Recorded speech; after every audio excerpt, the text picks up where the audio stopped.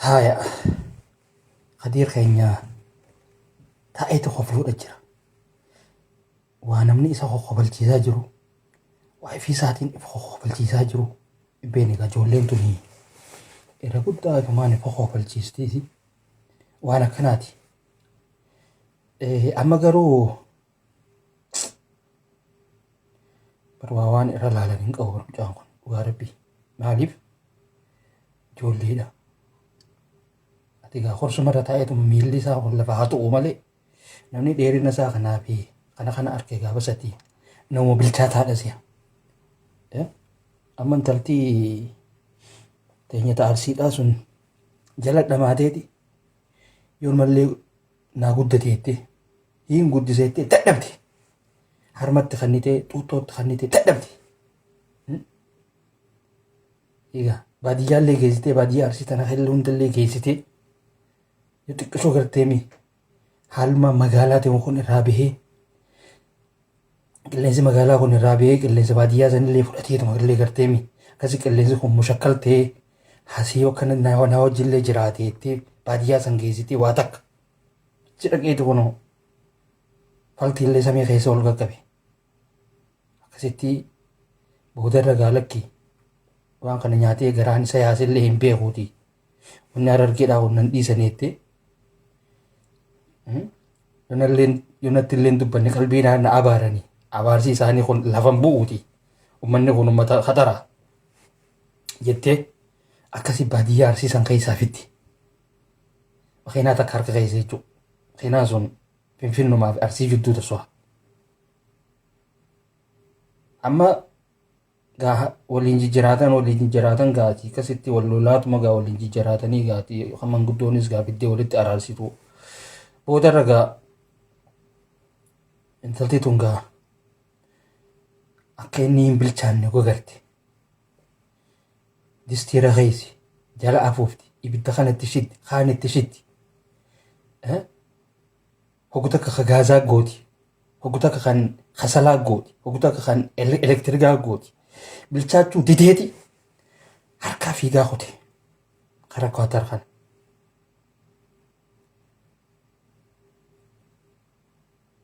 dura odoo isii sanatti hin seenne waan shamarran Harargeete hunda xulug godhe akka ganaa shamarran Harargeetti waa takka illee nafiniif akka Hararguma tanattuullee waa takka illee nafiniifitti waan shamarran Harargee ja'amaa guutumaan guututti kilooroksiin dhiqe namni silaa wayillee lafatti hambifata beeka namni huccuu miicu tokko huccuu xurii takka hambiseeti battananiin irraanfadhe jeeti yoo namaafillee miice huccuu takka lafatti darbeeti battananiin irraanfadhe jeeti guyyaa hammanaa abbichaa sanitti deebi'a. Bara odoo huccuun fixin maallaqa fudhattee kuttee waggaa abbichi jeen barniin irraanfadhe maaliif abbichi maaliif akkas godhanne hojiin isaa sun akka duraan hin dhumneef guyyaa kaanis itti deebi'ee maallaqa fudhachuudhaaf akkasitti hammaan tana Khadiir kilooroksiidhaan shamarran teenya guutumaan guututti dhiqe silaa bara wayillee taatu xiqqishoollee taatu hambifachuun gaariidha. Akkasitti gaa daaraa isaan kotee jecha inni jeesan ilaan hin jiru haareetti deebi'ee shamarran keenya kana qalbii isaanii hin cabsu yooniin ani jecha san jee keessattuu odoo Khadiir hin taane natti aara waan ta'eef haareetti madaa isaanii sanitti kaasu waan ta'eef achi akkasitti madeessee jechuu isaan maatii miti jaaniiti caljaan beekaatuma kokkoflaatuma beekaa caljaan amma gaa maatii miti gaa nama ijoollee ta'uu isaatii fi akka inni hin bilchaatin ta'uu isaa harkaniituma basasii gaa hoggaan asii ka'ee kwaatar san hogga dhaqees haati qabeenyaa Ifraah teenya sun daleeduusii jaakata guddaa sana itti uffistee roobarra sigalee mucaan kun daa'imaatii yoo akka tasaa aduun oowwituulleen baate yookaan roobnilleen wanni ta'e sigalee jaakata qofa itti as qabiiti mucaan irraanfatee sitti asu taaleeti ummaa sin jeeti karaa harmaa kana nama beekaa akkanaa itti wanni hin ta'iniiti jaakatuma kana irra qabiiti akkasitti suuta wanni jee jettee ni beeti amma gaa biraa waan amala isaa beektuuf mucaan nama hedduu utaalu tokko kanaaf mi'a anummaan dhaqee yooniin kaameeraa qabee bakka eerpoortii sanitti daleeduudhaa waliin eedota kiyyaa waliin akkasitti dhaqee simadhee ho'ittee akkasitti dhayitee simattee jechuudha. Amma gaa akkasitti waliin dhufanii Ibraa qubsiistee ijoolleen hangi tokko isa qubsiisanii akkasitti kun deemee xiqqisho magaalaa tana keessa deddeemiti. Xiqqisho qilleensa illee lallaalii jaanii nama akka manaa fi kanallee akka sirraa hin banne manninis xiqqisho deemiti. Hedduullee fagaatini asuma achi deemaa manninis manallee dura laalaa akkasitti wanni ta'e jaaniin. Akkasitti gahaa jee magaalaa tana keessa oduma deddeemu oduma bakka takka taa'u oduma ifiin qoflu. Oduma haala keessa jiru ture saniis haala naafii dhaabiitii fi kana kanaas ogaa waan keessa ture ibsanii fi kana kanaas oduma laalu akkasitti waan takka takka yaadatee qofluudhatti jira maanta niifi. Amma naafiin teenya tuni kan inni kun bilchaatee wanni teesseeti kanuma eeguma isii harkaa hubee kanuma bilchaatee seeti. Oduma hin bilchaanne nama kana dadhabeetiin jiraa jettee rabbitti himte hanga kaanis duraanis manguddoodhatti himte. Hanga obsitee achi akkasitti gadhiifte immoo Qatar seenuu isaa kana inni kana taa'ee wajjin hogga taa'ee wanni jiru kana hogga Ifraa teenya sanii hojii hogga suuraa kee wanni jiru sanii kanuma bilchaate seete siin kanuma achi na biraa deeme bilchaate seeti. Na biraa deeme namni kuni bilchaate seeti maanta ganna lakkiin bilchaanne. Amma lakkaa qalbiin gama ijoollee kaayiroo tana jirti. Isaan akkas ta'anii anis akkasiin tahaa kan joo fudhate jechuudha. Reedii Adamuu marqaa gadhiiseeti tasbii fuudhe anis marqaa tana yooniin gadhiisee tasbii fuudhe maal qabaa ka jedhu karaa Mubaarak Musammaatiin hariiroo hidhachuu eegale maanta tanatti xiqqishoo isaa hojii hariiroo uumuu eegale. Akka tasaa waa oduu irra jiruu dubbisan dhaga'uu waa Mubaarak afaanii bahuu waa neetwoorkiin dubbisan akka maletti qilleensaa hojii walitti ida'ee waa kajima nutti as facaasu waan eega reediin hiikeensitti fuudha waan jaamu takkaan dhagee akka amaarii baanuu kaambassaa itarrafoon tirafiraaf ijjibe dagmaalii waan jaamaasanii gama afaan Oromootitti hogga hiikamuu waan leencarraa waraabee isaatiitu itti aanaasan. Amma gaa Kadiiriis hayaa jechuu malee lakki tabiraan haalaalii waan jaamaa keessan buufne. Keessan buufne jechuudha. Inni isiin jimmuma abbaa jufaaraa taatu jechuudha fudhate inni imma. Jimmuma abbaa jufaaraa taatu. Yaa amma obboleessi kiyya honi. Dhaan keenya daa'imni kun. Teenya tolbataatii wajjinis ture. Tamarqaatii wajjinis ture. Amma tasbiidhaa tuni. Tasbiidhaa tanatti seenee akka tasaamiin maa jennu itti seenee harkaa bu'uunis ni jabaatti. Ni jabaatti. Amma gaa tamarqaadhaatiif tunis waan rabbi sodaattuuf hin maraachuu jettee irraa laaffiste. Warroottan tuhoonis akkasi. Amma tasbiidhaa tun tasadaffaadhaa tun gaa dubbiin ni jabaatte jechuudha. Tasbiidhaa tun Qataraa beeka. Reedii Adamuu ilmoodhaa waliin fuutee beeka tun. Ilmoodhaa waliin. Amma haa jennu Kadiir keenya namni fuudhaaf odoo hin taane ka dura biyyaa bahu hojjetee waan takka mul'ifatee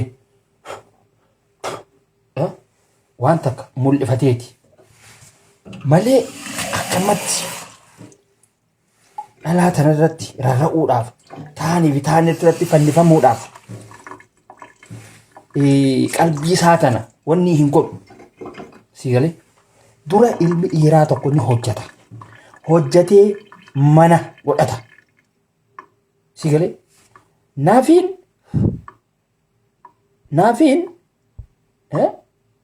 naafiin si jecha Saawudii Arabiyaa irraa qabamtee galte.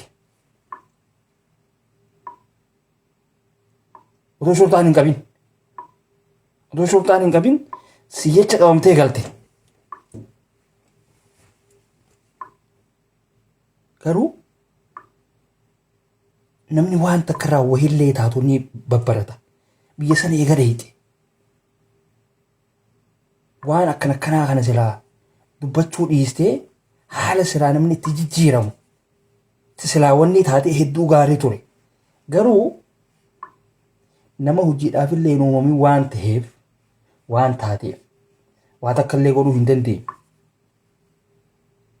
Amma dhaluma tamtuu gaammaan tana sii kan akka daa'imaatitti harmaan sii kannaa yoo ati harmallee odoo raftuu yoo darbite akka tasaa hirriiba keessatti garagaltee ngaa dhugaateetti tuuttoo si afaan keessu tamtu jira gaatama tamtu arkama gaammaan tana mubaarakyoota biroo arkee gaa sitti fidin beeyni dhalummaan gaa akka ilmoodhaati akkasitti siin deemtu tan si guddifattu yoo jiraatte carraa keeti sun takkanaaf tanatti obsitee siin deemtu yoo jiraatte carraa keeti sii galee silaa barumsa waan duraatirraa barachuu qabda ture. Maaliif namni hogga biyya takka dhufu hojjetee waa godhatee achi kasitti yoo fuudha fedhees fuudha dhalaantu waa hedduu feeti fuudha kana keessa waa hedduudhaa jira. Akka tasaa amma odoo waliin jiraattu ilmoo godhachuudhaa jira. Sitti ulfaa'uudhaa jira isiin tun dibata feeti. Saabuna feeti, shaamboo feeti, waan adda addaa feeti. Meekaappii fi kana kanatti dhiisiyuu sun nama irra kutteetiitu wanni jaati.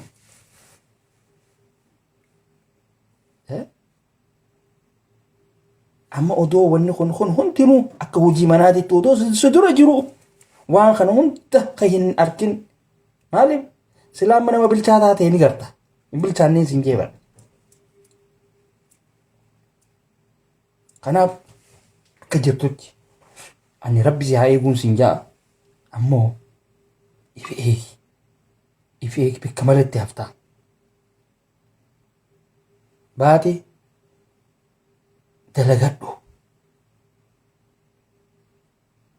nama akka haadhaa yookaan akka abbaatitti ifitti as si qabu nama san afaan rabbi si haa fitu ammoo guyyaa boodaa dhalaa hamtu afaan buutee summiidhaan akkasiin dabarsine.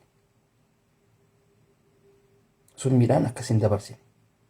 Namni yookaan ifi isaatiif hafaa yookaan warra isaatiif hafaa yookaan hawaasa isaatiif hafaa akka ilmoodhaaf hafan jenne nama baree nama waa illee godhachuu danda'uutu ilmoo san wanni jaati waa takka illee hin qabdu ilmoodhaasi ammoo itti yaadi. Itti yaadi. Yoo dhibdeen ilmootillee kan jiraatu taate namni manaa kamaa dhaqeetiif laala. Fakkeenyaan si kan jaartiin reedii aadamu takkaa reediidhaan waa takka illee hin jenne jecha badaa tokko hin jenne. Dhalaan kan isii irraa dhale inni kabajjii beeka hanga feetillee isaa wal dhabde bakka qabdiif. Bakka qabdiif. Sii galee ani rakkoon tiyya reediidhaa waliin ni miteette inni abbaa ilma kiyyaatii abbaa firaa'ol kiyyaatii isaa wajji waa takka illee hin qabu jette waa takka illee rakkoo hin qabu jette intalma nu jidduu seente saniitiitu rakkoo nutti ta'ee jette. Gartee bakka isiin keessimma isa ati mataa kiyyarra jirtaa. Garuu ta'uu fuunuu taate intala sanii jechuu siita karaa gabaabaa. Ati hoore. Ati hoo. Mucayyoon kaartoonaa jette. Inni waa takka keessa hin jiru jette.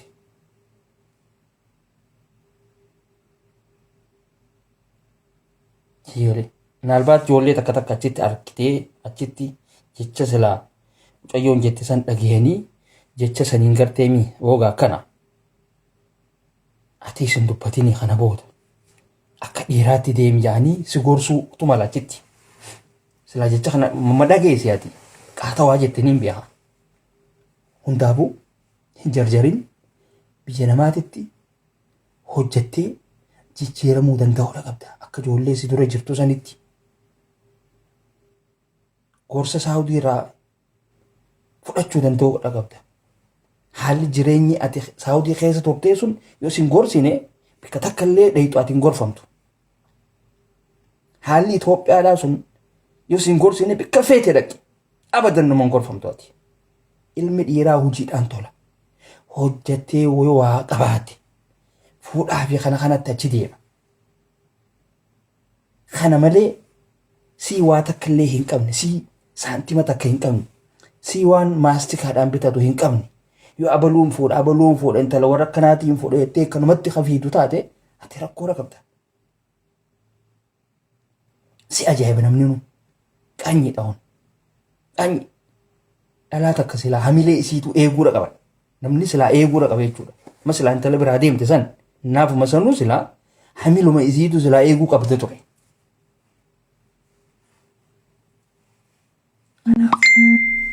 Kanaaf waa takka illee horuu hin dandeenyu. Dubbiin jajjabdu. Ammoo shamarran haan argeedha. Waan gama kee kana dhuftu hin beeku. Tagaasin beenu yoo taate malee tasin beenu yoo taate. Akkasi. Ani wanni niin siidhaan. Rabbi hamtuu sirraa qabu. Ijji hamtuun sin argin. Laaffiseetiin dhaamsa laafaadhaan sii hannimma. Dhaamsa laafaadhaan sii dhaame. Waan irratti qishaa taateef.